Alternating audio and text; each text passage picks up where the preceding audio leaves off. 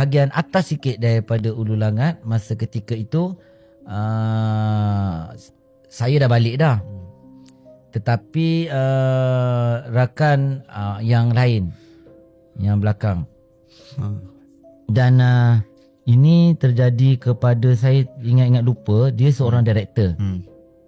Namanya saya dah lupa, director ni. So jadi laluannya dekat situ lah. Jalannya kosong, gelap, berkona-kona. Memang tak ada orang dekat situ. Dan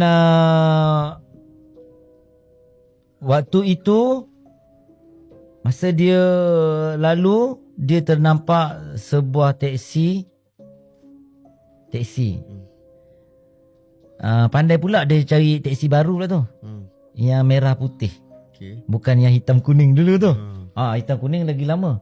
Merah putih. So dia tahan. Tapi pukul mungkin pagi, mungkin 1 pagi, 2 pagi. So jadi siapa yang nak berhenti? Tempat tu tak ada orang, kiri kanan hutan. Dan jalan kona-kona, ada gaung pula tu. So jadi tak ada siapa nak berhenti. Terus je lah. Sebab fikir kadang-kadang orang nak merompak ke, ataupun entah benda yang bukan-bukan ke. Okey. So jalan. Terus lagi. Jalan lagi. Jumpa lagi. Teksi yang sama, orang yang sama. Tahan lagi. Kali kedua. Dia tahan. Situ kita dah fikir yang bukan-bukan. Kita dah fikir satu benda yang menyeramkan. Dan wajah dia kata jelas gila.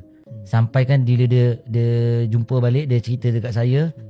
Tapi director ni orang tua lah. Dia terus lagi. Jumpa lagi teksi yang sama, orang yang sama. Kali ketiga.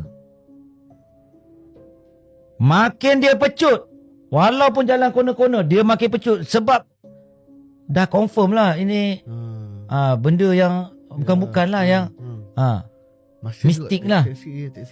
Teksi yang sama. Orang yang sama.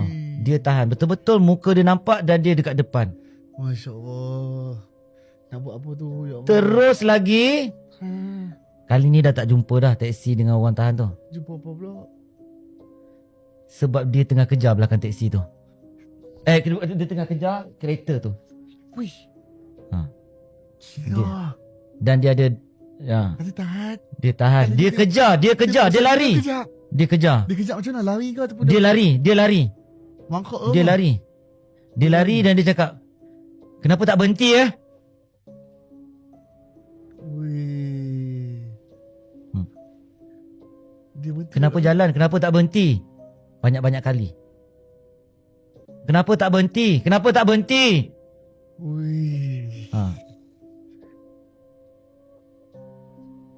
Dan